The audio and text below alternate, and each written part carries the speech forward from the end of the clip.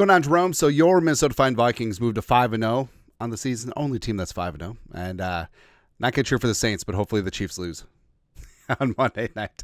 But recapping the action around the rest of the National Football League, of course. So it's so funny. Once you get to Monday, Thursday Night Football seems weeks ago, right?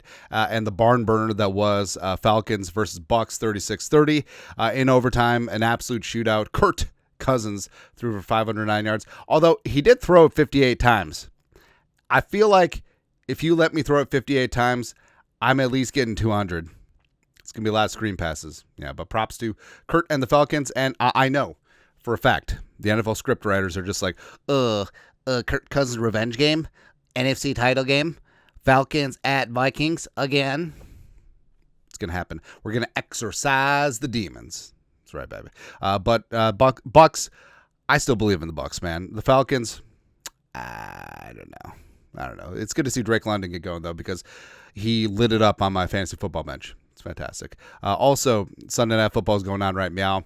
I don't think this is going to be anything to write home about. It was a severe weather delay for, was it an hour and a half, something like that? I don't know. Basically, just a rock fight right now between the Cowboys and the Steelers.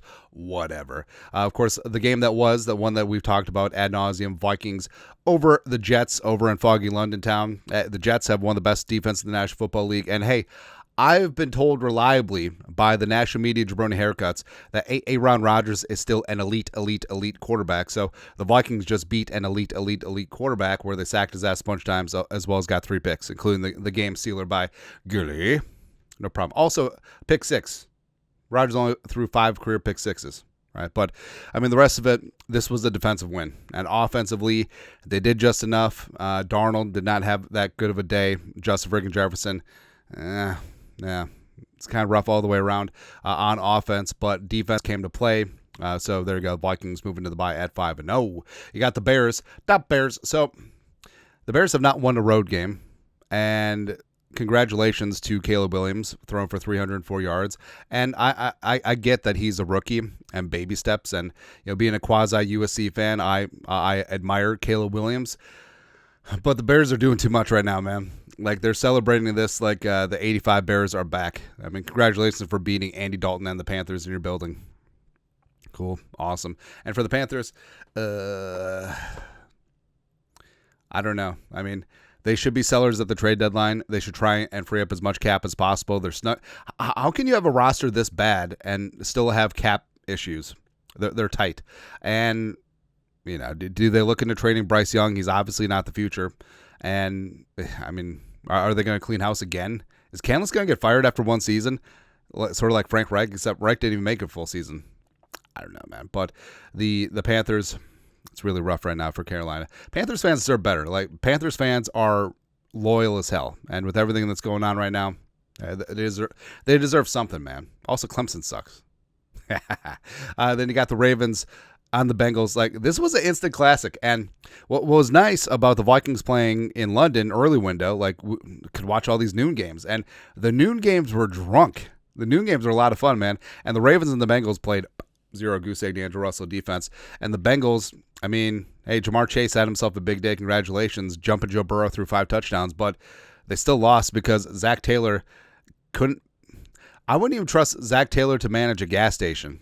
Like, his game management skills are horrifically bad. So the Ravens tried to give this game away. They fumbled. And then the Bengals, instead of trying to get closer for a field goal, they just ran it. Right? So why not get into comfortable field goal range? You shank it. Then you let Derrick Henry do his damn thing. And then all of a sudden it's over. It's over, man. But, yeah, I mean, classic game between two division rivals. The Ravens, I was still holding out hope for the Ravens even after they started out 0-2. They won 3 in a row for Mike Yo. So, I don't know. Like, they're not the Ravens of old, but maybe they're the Ravens of new. I don't know. And the Bengals at 1-4, they're in trouble. They're definitely in trouble. Speaking of trouble, so the Dolphins got a win in New England. Now, bit of a controversy on this one. So, Jalen Polk caught what would have been the game-winning touchdown at the end, but toes were down, heels were not. But apparently, you can have your heel in, but the toe, I don't know. But either way, Dolphins got it done. Tyler Snoop Huntley playing like a Pro Bowler again. Achane got hurt because, of course, he does. I don't know. But The Dolphins, maybe they'll get Tua back. I don't know. And also Stevenson, even though he got benched, I mean, he still got plenty of work, but these are two very bad football teams right now. And the Patriots starting Drake May is not the answer. Yeah. Speaking of bad football teams, so I got the Browns. I love that the Deshaun Watson trade is finally supplanting Herschel Walker as the worst trade in NFL history, because this one is bad, not only with all the draft picks, but the contract and also the guarantees. And also they restructured the contract this year, kicking guarantees into future years. So they're effed. I mean, the Browns are just straight up effed, right? Deshaun Watson is terrible. Stefanski's in between a rock and a hard place. Stefanski's going to get fired. Our boy, Stefanski. They should roll a Jameis, but I don't know. They should have held on Flacco. We'll talk about Flacco in a sec. But the Commies, the Commies are playing some exciting football. I mean, respect to Cliff Kingsbury. The offense, could you say it's a little bit trimmed down for the NFL game? Do you think the defenses could eventually catch up? Sure.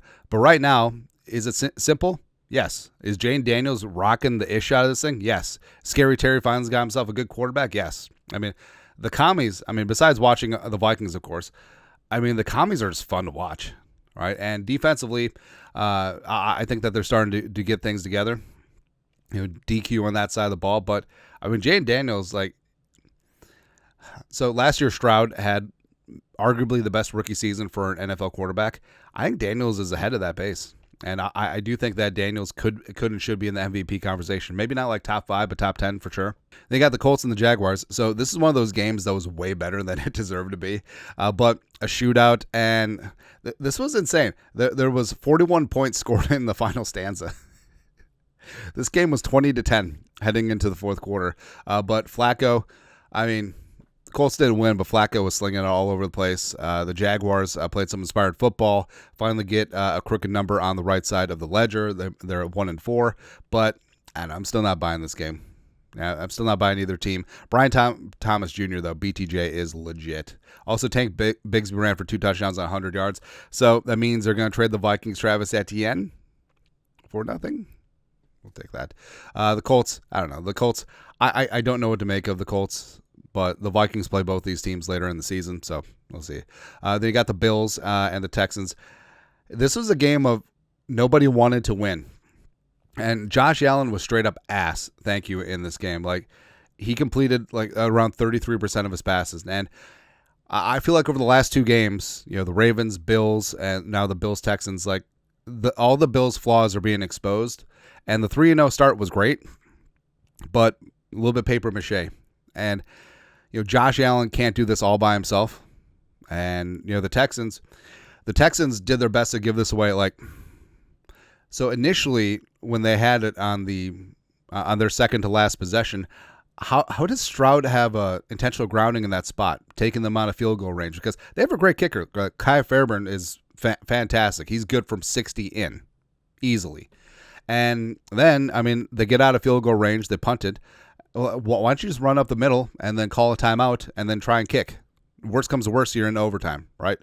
And then they punt it, and then the Bills have the most god-awful clock management I've ever seen. They give the ball back to the Texans. Texans get in field goal range, and then they boot it. 59 yards. Money time. So this was a game of who wants it least. Yeah. But at least Stephon Diggs got his revenge. 6 for 82. Also, the look that he gave to Josh Allen at the end is funny, man. Raiders and the Broncos. So this was a game where the Broncos, the final score, it shows them putting the bank thing. But this game was really more about the Raiders. So Surtain had a 100-yard pick six on what should have been just an easy pitch and catch touchdown. I think it was Bowers, it might have been Myers, but whatever one. The tight end was wide open. Minshew was just late and threw an inaccurate ball. And Surtain had a second interception too. And it was just really, the Raiders just were listless in this spot. They really were. But the Broncos, they're getting some things done. Nix was serviceable, even though he got into an argument with stupid-ass Sean Payton on the sideline. Douche. Yeah. Cardinals coming in and shocking the Niners. But is this really shocking anymore? Because I think San Francisco is in a bit of trouble. And it's not just McCaffrey related. Nailed it. Ayuk finally got his stats. Cool. 8 for $147. But I don't know, Purdy threw the game-ending interception. They couldn't put the Cardinals away. Kyler and company came storming back, and The Niners are in trouble.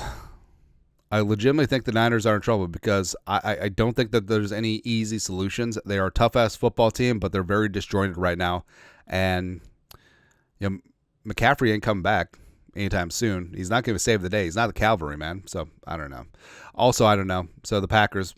Jordan Love threw the worst pick six I've ever seen. Also, the shortest pick six. I mean, it goes in the books as like a 2-yard pick six, but he's trying to avoid a safety and just sort of threw it up. It was a Nick Mullins special. It was a Josh Dobbs special. But the Packers, whatever. I mean, the Rams are severely undermanned at this point. Half their offensive line is gone. Puka and no Cooper Kupp. But they fought the good fight. And I've always respected Matthew Stafford. I think that he's a warrior. Frankly, what they should have done is... Actually, I don't know if this could have worked out, but the Dolphins should have put Tua on season-ending IR and traded for Stafford. I probably wouldn't have worked out cap-wise since they got 2 massive contracts, but who cares? Kyren Williams stays up. Hey, remember when people were freaking out about Kyren Williams being a punt returner? Oh, Blake Corum's going to take his carries. No. Also in this game, David Wicks, like everyone and their mom saying like, fantasy football is like, he's going to have the number one, blah, blah, blah. He's the number one waiver pickup. Throw your fab budget at him, and he's garbage. I feel like fantasy football is almost as bad as the NFL draft in terms of an echo chamber and just groupthink. Because everyone on like the national fantasy football outlets were just like, oh, Wicks. And then, no. Not so much. That happens. But also, this is a day of upsets. This is a really fun day just to watch football. But you got the Giants going into Seattle. So, first off, the Giants screwing things up in giant fashion. They're at the goal line. Probably scored a touchdown, but a fumble, 100-yard scoop and score. Kind of hilarious. But the Seahawks, I don't know what it is. Like, Geno and company, like they fought the good fight against the Lions, but they couldn't put the Giants away. And then the Giants just came storming back in the second half. Your respect to Daniel Jones, who actually looked pretty good, even without Malik Neighbors. Slayton had himself a game. Tyrone Tracy Jr., the pride of Purdue/Iowa, got things going on the ground. You love to see that. And, I mean, the G-men put it away and, blocked what would have been a game-tying field goal at the end. Isaiah Simmons, probably illegally, leap the pile, Cam Chancellor style in Seattle, which is ironic. And then, Bryce Ford Wheaton, the pride of West Virginia, ran it in. So it was interesting. And also, so I'm in a Survivor rebuy pool, right? So you can rebuy through week 8. This one, this game and the Cardinals game cleared a lot of people out. So that's just more in the pool. It's always a lot of fun, man. And then you got Monday night, Saints at the Chiefs. I don't know. Like, again, obviously not rooting for the Saints, but if the Chiefs could lose and the Vikings would be the only undisputed heavyweight champion of Week 5, we'll take it. Certainly take that, man. Yeah. But anyways, that's it. That's a recapping what the hell is going on in the league Week 5. Oh, it's halftime for Cowboys Steelers. Whatever. Let us know your thoughts, our thoughts, comment section. You know what to do. Skol, production value.